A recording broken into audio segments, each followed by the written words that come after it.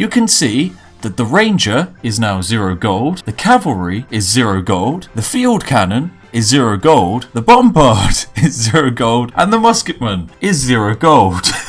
Hello there, ladies and gentlemen. I am the Spiffing Brit, and today we are back playing some Sid Meier's Civilization 6. Now, trust me, I have some unfinished business with this game. Last time you saw me attempt to flood the world, but today I have been disappointed by the lack of floodability. So I've installed a few mods, and also I'm going to be breaking the game using some exploits that you too at home can enjoy without even having to mod the game. So, the one mod we're running today, I've increased the global warming cap to 100%. That's right, ladies and gentlemen. Previously, a maximum of 30 towers could have been flooded by the game. Now, however, all tiles can be flooded. Nothing is safe from the power of flood, and I can't wait to see what we do to this game. But of course, there are so many more exploits to be enjoyed in this game than just a simple bit of flooding. So there we go, ladies and gentlemen. Sit back, relax, grab your cup of tea, make sure you've saluted that picture of the Queen, given it a kiss, and that you do have that cup of tea. I know some of you don't. Make sure you've got that warm cup of tea sat in front of you. You might be able to give it a sniff, embrace the smell of the tea. I know most of you probably don't sniff tea, but honestly it's one of my favourite pastimes. So yes, make sure you've sniffed your tea, maybe you've liked the video, maybe you've already left your saucy tea comment describing to me what tea you're drinking at home. And I think it's time we dive into the game, as I'm going to absolutely destroy it using the wonderful civilization of Mali. Naturally want the standard Prince difficulty, and I would like to actually start in the industrial era. And city-states, oh I love a good few city-states. We're going to have 20 of those bad boys lying around. How high could we go? My god, 60 city-states we could have? On a small map, that's just not going to work out. Now we need to pick our leader. Ah, here he is. It's Mansa Musa. He leads the wonderful nation of Mali, and he is going to be perfect for leading our empire to success. Why, you might ask? Well, it's because he has this wonderful district here, the Saguba, which provides a large amount of money, as well as making units 20% cheaper to purchase with gold. Now, 20% isn't too much to be honest, but don't worry. I'll be taking it to brand new levels. With all of that selected, I'm pretty sure we're ready to jump into the game. Huzzah! Ah, look at this man. Mansa Musa is an absolute chunky boy. And as you can see, he likes to pimp himself out. This man's covered in gold. And so we're going to lead him into a wonderful future where he's going to be spending gold by exploiting the hell out of the AIs. And once again, the game detects I'm playing and has boosted us massively towards colonialism. Success! Oh, and nationalism. Oh no, YouTube won't like that one. We have a couple of skirmishers and a couple of crossbowmen, and we'll be using these bad boys to effectively scout the world. But of course, it's turn one, so the best thing we can do is just settle our first city, slap bang, right here. There we go. Now, for some reason, this first city wants to be called Niani. Now, that just can't do. We've got to rename this. This is going to be known as Exploit Base 1, simply for the fact that, trust me, from this position, we are going to be breaking the game quite heavily. Now, because we're very smart, we already know that it would be a very, very bad idea to try and build a city on the coastline. In fact, we're going to try and find the most inland position to build all of our cities, as when this world floods, I don't want to be on the edge. Now, we of course need to make some very important decisions, so we'll go to the government tab and we need to pick our first government. We're going to of course go for the Merchant Republic for all of that extra gold. We don't really have any massive rush to go for our research trees. However, one building that I do need to research is the Military Academy, so I'll be grabbing that bad boy. And when it comes to deciding our civics, we need to rush towards one particular civic. That's right, ladies and gentlemen, it's suffrage. When it comes to our first building, and what should we make? Well, naturally, we're going to build the Saguba, the greatest building known to man. We want to slap this bad boy down right here. It's going to be an extra 2 gold per turn, and only takes 2 turns to build. Lovely stuff. Anyway, onwards. What does the future have in store for Mali? And naturally, for our first governor, we're going to want to go for Rainer, the financier. This governor is all about making ridiculous amounts of money. Somewhat of an industrial tycoon, which is exactly what we're looking for. There we go, our first Saguba has been built. It is a glorious thing indeed. That's going to be a lot of money for us in the future. And not only have we discovered Yerevan, we've also discovered Jerusalem. However, these are faith city-states, and quite simply, they're not what we're looking for. It would appear that we don't have too much inland areas, because we have sea on one side and sea on the other. It would appear we're going to be at risk of quite a lot of flooding. Oh, we've discovered our first natural wonder. It would appear to be the Gobustan. I have no idea what the Gobustan is, but hey, apparently it's an impressive world wonder. Oh no, I've met him. I've met Gandhi, the greatest threat known to man in this game. The nuclear weaponized Indian. Oh my. And our settler has been sent away to found our second city of England. Because at the end of the day, like any fine upstanding British person, England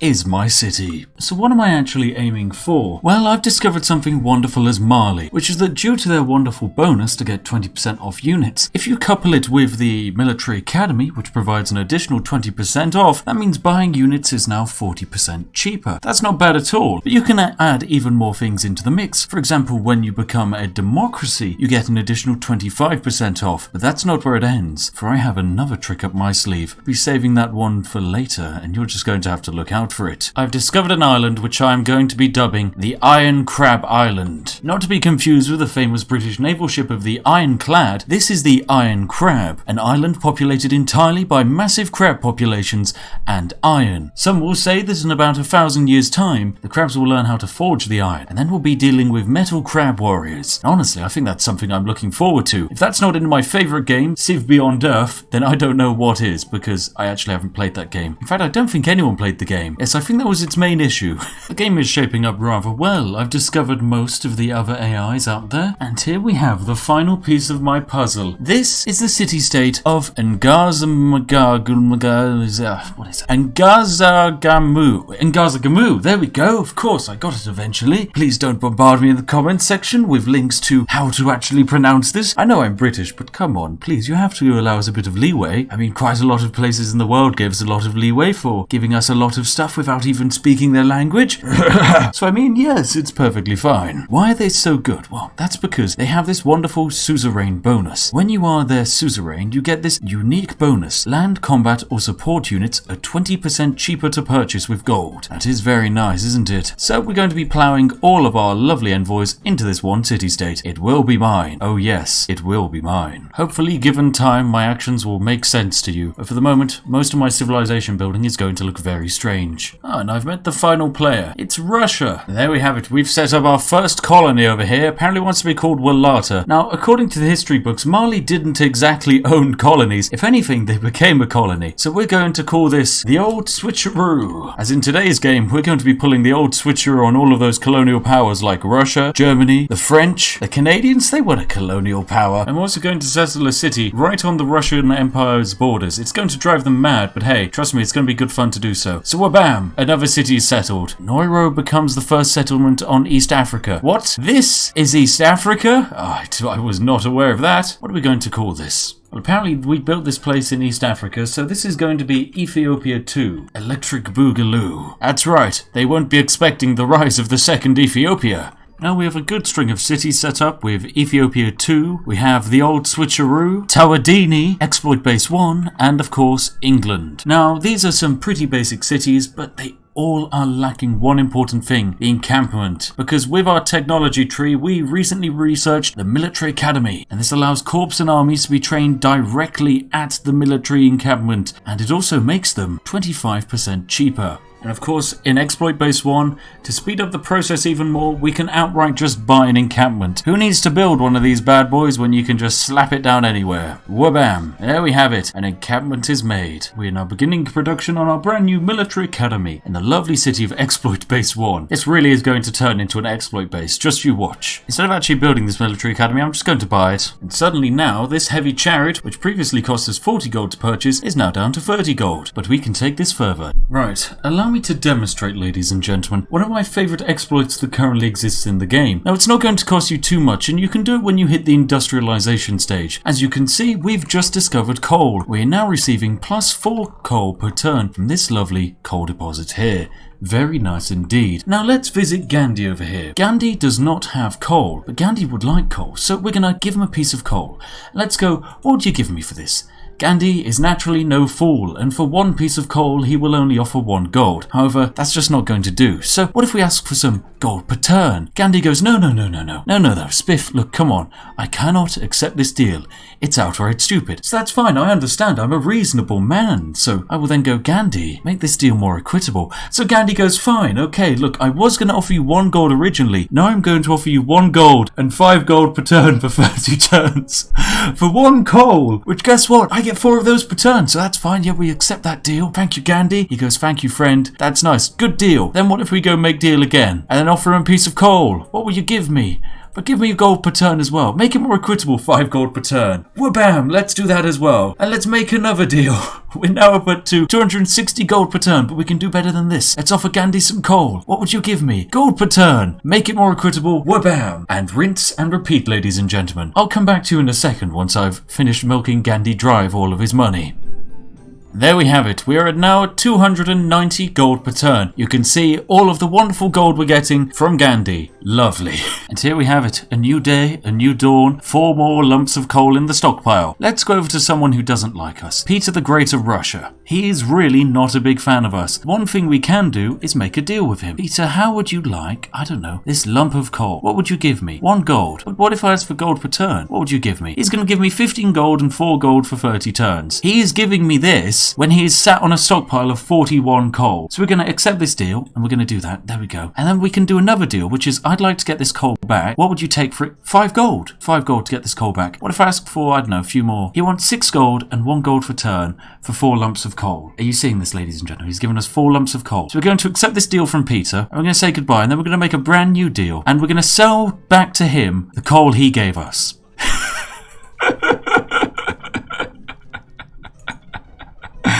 This, ladies and gentlemen, is peak capitalism. It is infinite money in Civ 5. There you go. Peter the Great. Give me, there you go, just take all of my coal. There you go. This is a great deal. I'm absolutely loving this, Peter.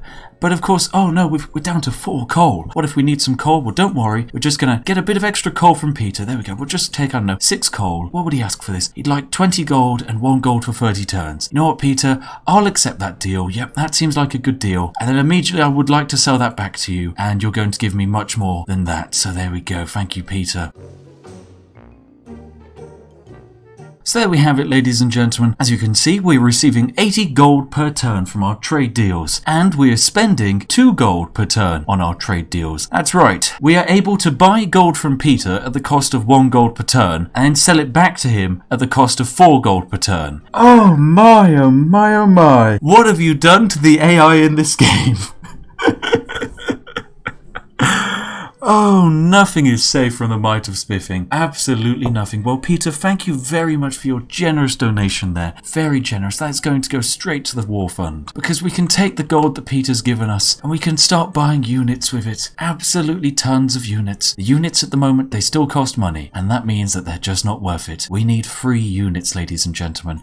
Units that just don't cost us a thing. But to do that, we're going to need a good bit of democracy. So it's time to just sit back, relax, and wait for some democracy to kick in. And you thought it was bad just to exploit the coal trade? Wait till I demonstrate to you the power of oil in this game. But of course, before I do that, I've got 17 lumps of coal I can sell to the AI. So whose economy shall we cripple today? At the end of the day, we will be able to see how much an AI is making per turn. So let's speak to Peter over here. If we ask for all of his gold per turn, we can see that he's making 136 gold per turn. Not bad at all, Peter. However, there are many better things he could be spending that money on. For example, have you tried lumps of coal? One of my favourite things is if I offer him 2 lumps of coal and ask for 20 gold per turn and we make the deal more equitable, he's going to offer me 15 gold and 4 gold per turn. Now that's not too bad, but what if I remove a lump of coal, add in 1 lump of coal? He says I cannot accept this deal, and I go, okay, that's fine then. You make this deal more equitable then. And then he changes it to this. Yeah, I'm just saying, Peter, I'm not sensing much of a change there,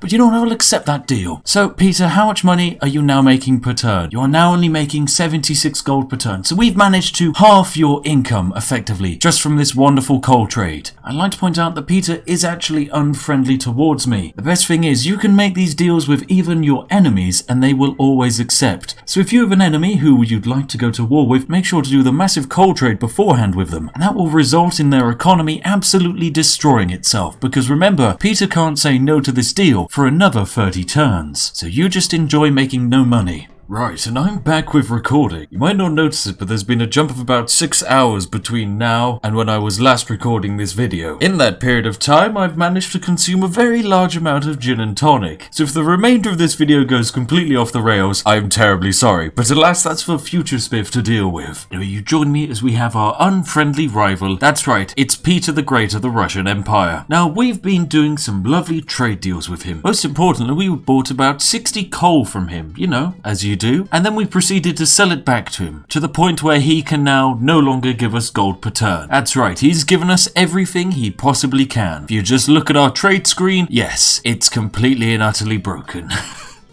We receive 220 gold per turn just from deals. Poor little Peter over here is making no gold per turn, meaning if he wants to build a military unit, he's suddenly going into debt. But nonetheless, we can take our wonderful coal elsewhere, like for example Canada, who are willing to give me 5 gold per turn for a lump of coal. Not bad at all, Canada. But what about Germany? I know the Germans do love coal. They have some coal of their own. Oh, 5 gold per turn. Thank you very much, Germany. So I'm just going to do a few more of these lovely coal trades until we're completely out of coal, and then we'll see how much money we're making. 2,000 years later. Now, if you're sat there at home and wondering, hang on a second, Spiff, I would imagine having infinite gold in this game is likely going to break it. And you know what? I think you might be right. And you might also be sat there thinking, hang on a second, this seems to work with every single AI. So surely that means this is going to work in multiplayer. You know what? You'd be correct. This exploit does work in multiplayer. So why not go home and ruin your friends' days today? And then when they ask, hang on a second, what the hell have you done? Just share them the link to this wonderful video. And then watch them wipe away the tears as they suddenly wonder why all the coal on the map has been purchased and resold at a ridiculously higher rate than it's actually worth. I just don't even know how they've managed to code into the AI that a piece of coal is worth 1 gold. And that's a perfectly normal trade deal. Wait, hang on a second. Hang on a second. Hang on a second. You're willing to give me 100 gold for a single lump of coal, Germany? Yes? Okay, that's a good deal. And then how much do I have to pay to get a lump of coal from you? You want 100. What if I give you 10? Oh, you'd accept that too. What if I give you 1? Oh, you wouldn't accept that. What if I give you 5, however? Germany believes this is a good deal. You can see him nodding away quite happily. Frederick thinks, you know what? We've just bought a lump of coal off of him for 100 gold. How about we sell one to him for 5 gold? Yes, this makes sense. So we go. We'll take that deal, Frederick. What a lovely deal. You know what? I'll sell you that lump of coal again. There you go. I'd like 100. And bam, there we go. And with our newfound discovery here, we can ruin the day of Russia even more. Because guess what? They've not got much money left. So we're going to repeatedly sell them some coal until they have no gold in their treasury whatsoever. But oh no, we're out of coal. If only there was a way to get coal back. Oh yes, we can just buy it from Russia, can't we? And here we have it. I've managed to get Tsar Peter down to 0 gold and 0 gold per turn. And all I've managed to do is move my coal from myself to him, and then back to me, and then to him again. And we're now making 300 a turn from deals, and sat on a nice 3,265. Yep. Perfectly balanced, ladies and gentlemen. Perfectly balanced. Maybe this was how the game was meant to be played. At the moment, we still need to finish off our main adventure. And that is, of course, to get to suffrage, where we will finally unlock democracy and get that minor bonus of 25% discounts on purchases with gold. Everything is effectively free when you have infinite gold. But beyond that, what's better than infinite gold? That's right. It's units that don't cost any money. And so that's what we'll also be going for, because that's perfectly balanced. So we have 51 coal, and we're going to sell it for 100 gold, accept the deal, and then we hit goodbye, and then we make a deal, and we still have 51 gold. What? Our money's going up, our coal is not going down. Okay, this is an exploit that I've not discovered yet. What have we done here? What is this? So this is free money. This is actually 100% free money. I mean, he's gaining coal. I'm not losing coal. What? What have we done here? This does not make any sense. Right, I have no idea. That's fine. That's good. We sold a lot of coal now. Oh, that was glorious. Oh, this game is really something. It really is. Now, one thing I do want to discover is who has access to tea. Because at the moment, I found no tea. There's a lot of coffee in this world, but I mean, come on, who drinks coffee? So where is this tea? Because my empire does not have access to tea. You know what? We'd love access to tea. Japan, do you have tea? Japan has no tea. What is this? Germany. Tea. They've got no tea. What about India? India was full of tea, but it's got no tea. Oh, well, I'll just sell them a ton of oil, though. There you go. Gandhi, buy my oil. Okay, Canada, you must have tea. No, they only have coffee. What has happened to this world? Where is the tea? Alright, I'm revoking my previous review of this DLC. I'm afraid a Gathering Storm DLC for Civilization 6 is now 0 out of 10. Do not purchase. Spiffing greatly disapproves anyone who now owns this game. Oh no, the exploit's happening again. I'm selling invisible coal to Canada. Yep. This seems perfectly fine. Just keep on selling that coal that doesn't exist and keep on making that money out of thin air. Where's the money coming from? Nobody knows. Oh my goodness, this game. We can actually get more out of this because we can ask for 10 gold per turn from Canada. This is effectively 300 gold he's going to be giving us, which is a lot better than 200 gold. And it's also going to bleed the Canadian economy dry. Who wouldn't like that? There we go. And with this, we will now have sold all of our oil to Canada. As you can see, he now has 28 oil. As you can guess, Canada is now giving us... Oh, wow, I can't even see how much Canada is giving us because our trade screen is completely and utterly broken. But nonetheless, Canada is now going to give us a ridiculous amount of gold per turn. And using our lovely little exploity things, we can see that Canada is only making 15 gold per turn. So you know what, it's time we buy all of our oil back. There we have it, ladies and gentlemen. We've broken the trade screen in this game, but don't worry, I'm sure it will fix itself soon. We've just heard some terrifying news. Apparently a massive world war has broken out. I do believe Germany's at the heart of it.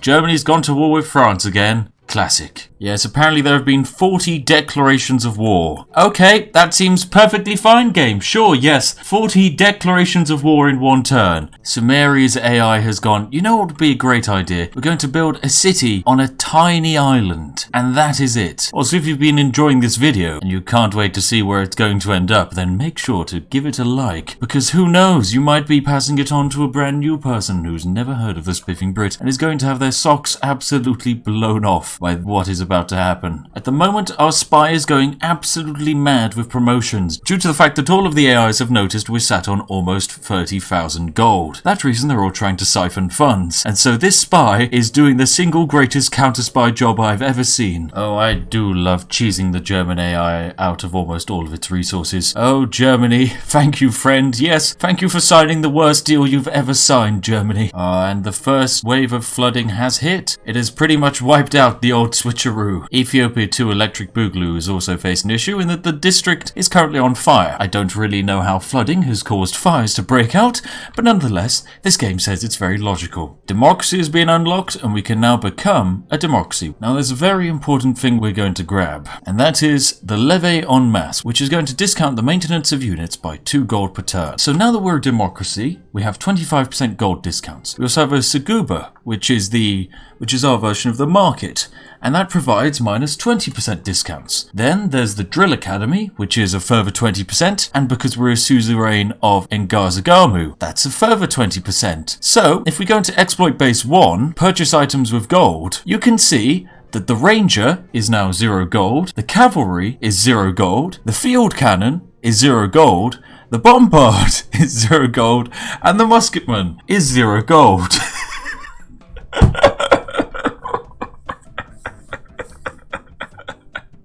Ladies and gentlemen, welcome to the Spiffing Brit absolutely plays and destroys Civilization 6. Oh my, oh my, oh my. You know what, I think we're just going to baff out a few field cannons. Why not? These look great fun. I'm all about training these bad boys as full armies, so we're not going to just buy one musketman. No, no, no. We're going to buy a full corps of musketmen. And how much is that going to cost us? That's right, it's going to cost us absolutely nothing, ladies and gentlemen. Whabam! An entire musketman army. For free. Oh, goodness, I love this game. Isn't it perfect? I think it's absolutely glorious. Oh no, the old switcheroo is, it's not looking the best at the moment. The waters have risen once more, and the old switcheroo is now going to take 288 turns to build the flood barrier. I think it's safe to say the city is done for. Rest in peace, the old switcheroo. F in the comment section. They are not going to recover from this. Hopefully, Ethiopia 2 Electric Boogaloo is going to survive. Now, you see, we do have an issue here, because with our musketman corps lying around, to upgrade them to infantry, it's going to cost us 395 gold and 2 oil. Alternatively, we can delete both of the units and just buy the infantry for free. Yes, I do believe that's a better option. You know what's better than buying infantry for free? That's right, it's buying tanks for free. And instead of just buying one tank, why not buy an entire army of tanks? This is a maxed out tank army, a melee strength of 97. You can also kind of turn this game into a tycoon simulator. For example, we can go to Canada and buy 1 uranium for 5 gold. That's not too bad. Then we go to Japan, who actually hates us and has denounced us, and then sell them said uranium for noticeably a lot more. That's very good. Anyway, I do believe I've done just about everything I can in Civilization 6. So if you've enjoyed this video and you'd like to see more, then make sure to please do give it a like. And why not jump down into the comment section below and tell me about a game that you'd like me to break. If you'd also like to see more videos just like this one, then do consider subscribing to join our wonderful community, because I can guarantee that you'll absolutely enjoy being a member of it. As always, a huge thank you to all of my majestic patrons who make these fantastically silly videos possible. Some of you guys are absolutely ludicrous with the amount of support you've given me, so thank you very much, each and every one of you. If you're looking for a video to watch next, then I strongly recommend this one on screen now. I've handpicked it just for you and you're going to enjoy it. Anyway, ladies and gentlemen, I've been the Spiffing Brit, and I will see all of you in the next one. Have a lovely day.